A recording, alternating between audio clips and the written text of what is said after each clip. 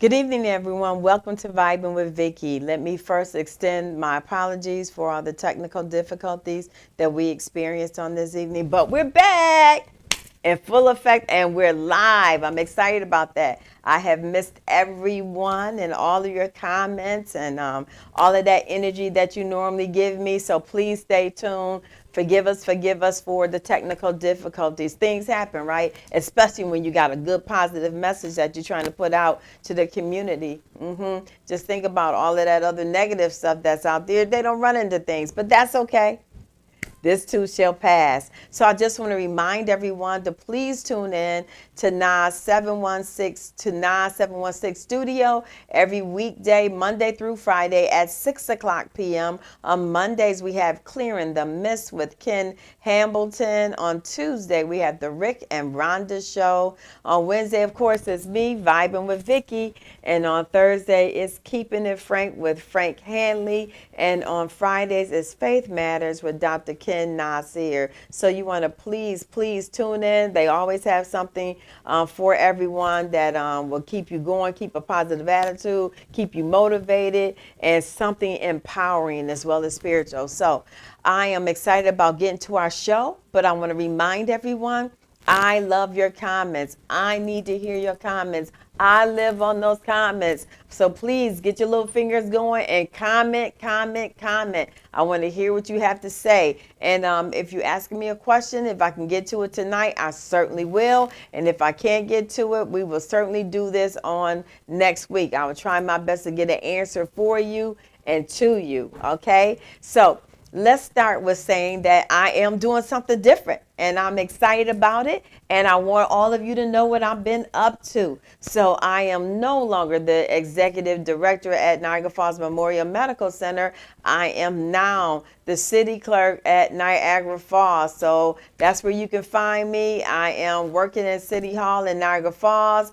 I'm loving this new position as the city clerk. And I am also the director of the youth and senior services. So I know what's going on with the youth in Niagara Falls. But let me tell you, if you don't know, there's been a great collaboration happening with Mayor Robert Restaino.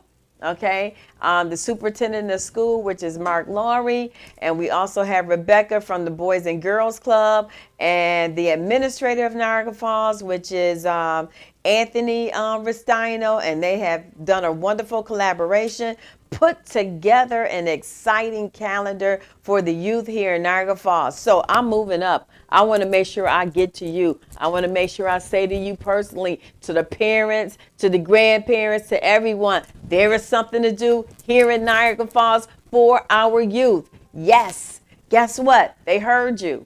And they made it happen. They came together. And you know what I really like about the superintendent of school? He made it happen so there is transportation. So if your kid has no way to get there, there's a way for your child to get to these wonderful things. And it's not just going to the park. They have cooking classes, dancing classes. They have all kinds of things going on. Look at the calendar.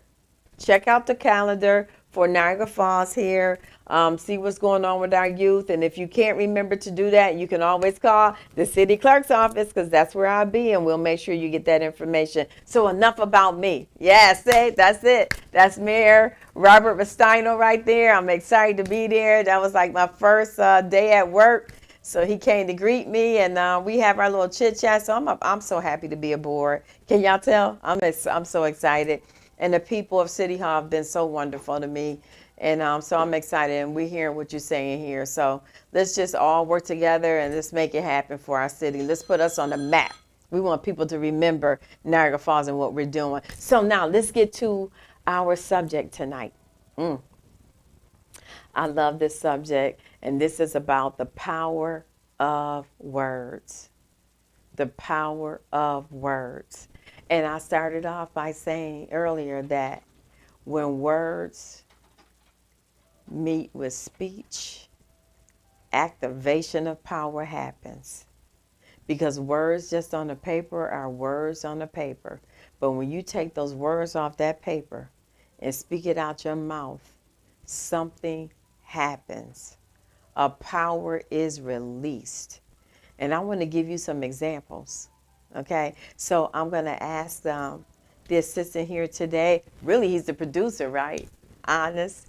He's going to pull up this picture for me with rice in water. This is a real experiment. This is a 27-day experiment. So take a look at this. This person just put rice in water. Just plain white rice and plain water, and opened the tops every day. And so for one jar of rice, the person said, I hate you. Just once a day, not a bunch of times, just one time, I hate you, close it up. And then with the other one, over to the side somewhere, I love you. And did that for 27 days. What you see here is the results of that. And you are more than welcome to try this same experiment, because what you need to see, what you need to know is the effect of your words, the power of your speech. Don't take that for granted, because sometimes you really don't know, or you really can't appreciate the fact that you can speak until you see someone who can, or you see someone doing sign language, or somebody get cancer in the vocal cords, those kind of things, lose their ability to speak, but you have the power to speak. Think about what you're saying. And I just opened up talking about the youth. Some of the things that I hear people saying to the youth as I walk through, the parks, the pools, I'll be in the grocery store, wherever I'm at, Walmart. You hear some of the things that parents are saying to their children. You are so bad. Sit down with your bad self. Sick of you. It's a lot of negative words, right? You're just like your father. And guess what I heard a grandparent say one time? There's something wrong with this child. Do I believe they meant anything in their heart? No. But that power of speech has the ability to manifest. Think about that. The power of speech has the ability to manifest. I want to give you some examples of good and bad, all right?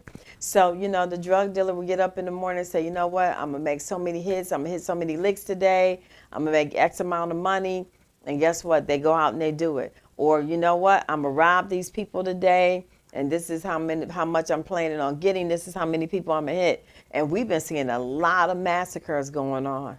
And I hate to bring that up. They spoke it before they did it. Okay? And they put it out there on social media. So now let's talk about the positive side. I'm going to get up. I'm going to study. Okay, if you're in school, I'm going to get to work on time. I got to get to this budget, and I'm going to finish the budget. You have to start speaking what you're going to do. The power of speech. And it didn't just start with us. For me, it started in the Bible. So it depends on what you're reading, right? Because he said, let there be light. And then he said, let the water separate from the firmament. And then I want to say, when you speak, this is a experiment I did in high school. We had to speak to this sound tune, and it will hit the water. And then once the sound hit the water, little beads of light will come up. It was just so amazing to me to see that it would bring forth light. So I'm saying this to you so you can bring forth something positive.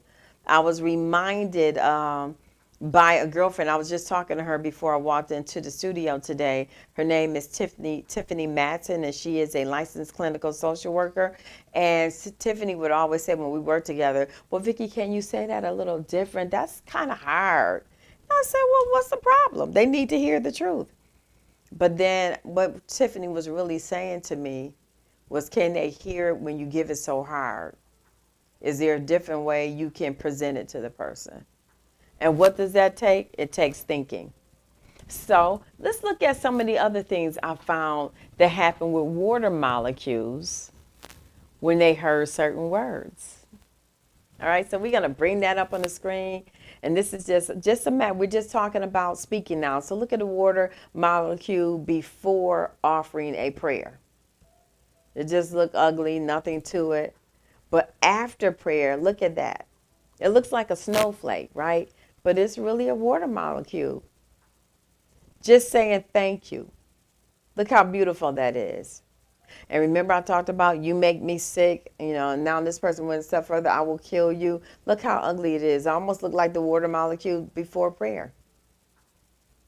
Love and appreciation. See that? So even when you say I love you, that molecule look different. So I want to go back and give you a little bit of science. People are made of 80% water. So it's not just blood, it's 80% water. Okay.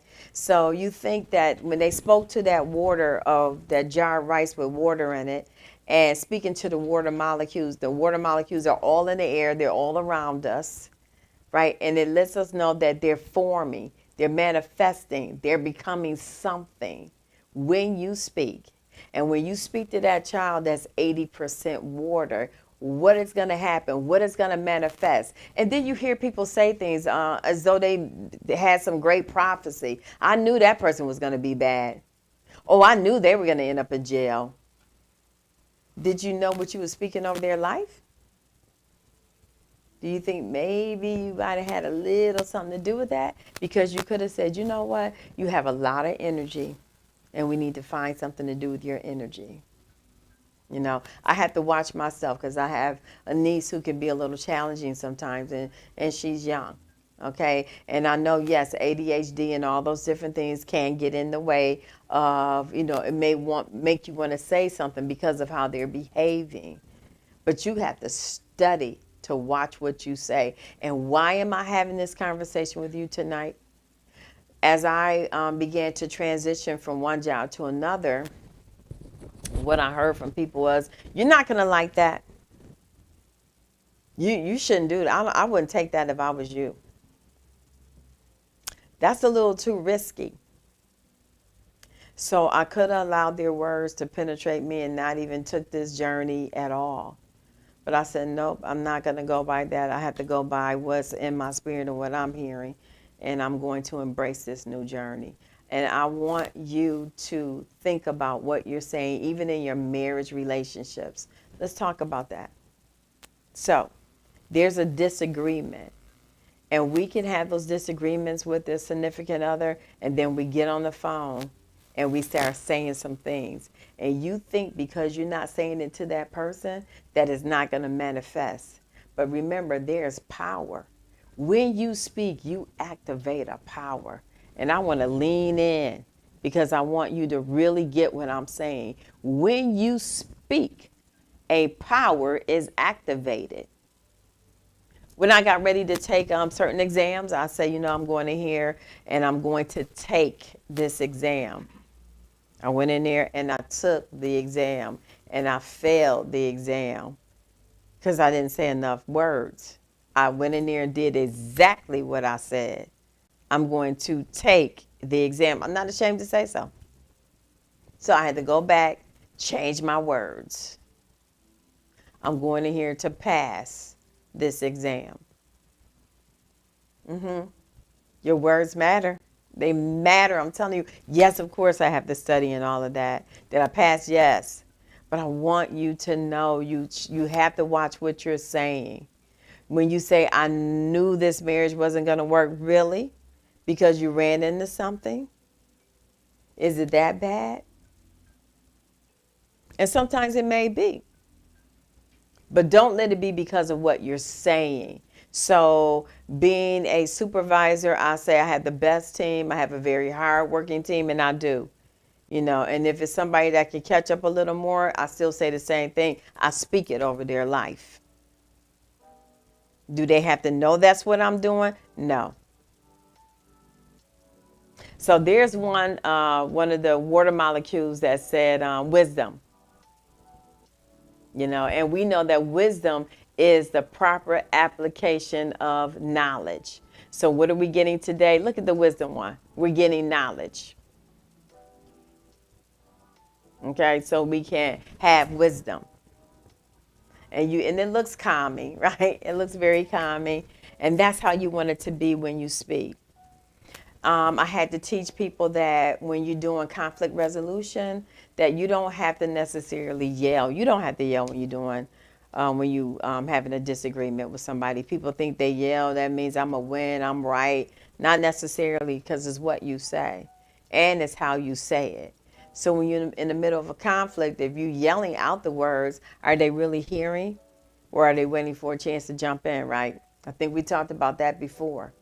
Don't be waiting for a chance to jump in. Be thinking about thoughtful, intentional words you really want to say that's going to help whatever this situation is, but not kill this relationship. All right, so that takes me to a story, and this is about Jeter Peterson. That's Jeter, because I know people like to look up what you're saying. I need to read this for myself. And he was an Olympic skier, Jeter Peterson. So as I was following the Olympics that year, I like what he said. Let me give you a little bit of his background. He was in the Olympics. He got some money, won some things, but he didn't win the particular jump he was trying to win. And so once he got away from the Olympics, because you get all this promo money and different things like that. So he went out there and he was a heavy gambler. So during this time after the Olympics, he disappeared from his team, his coach and all of that. He's spending the money. He's having a good time. He's enjoying life, right? And during that time, that's Jeter right there on the screen.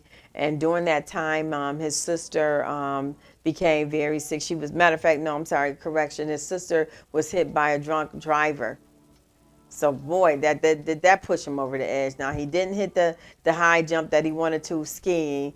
Now his sister get hit by a drunk driver, and his best friend, his very best friend, commits suicide.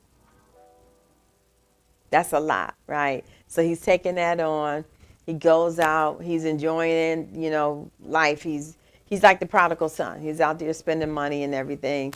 But the coach said, I know what we need. We need Jeter back. So everybody got a little screamers like, I don't know, we should have this dude back. You see those words that are coming out. We don't know how to control that thing sometimes. It just come out. But I want to make you very conscious about this. Yes, keep that picture on the screen. I want to make you so conscious about this till before you say your next word, you're going to think about it real good. That's how conscious I want you to be. That's how I want you to be so intentional about what you're about to say. Because there's some things I want to say. And I have to say, no, I can't say that. I can't. I have to self-talk, Vicky, don't say that. Guess what I'm saying these days? I am a multimillionaire.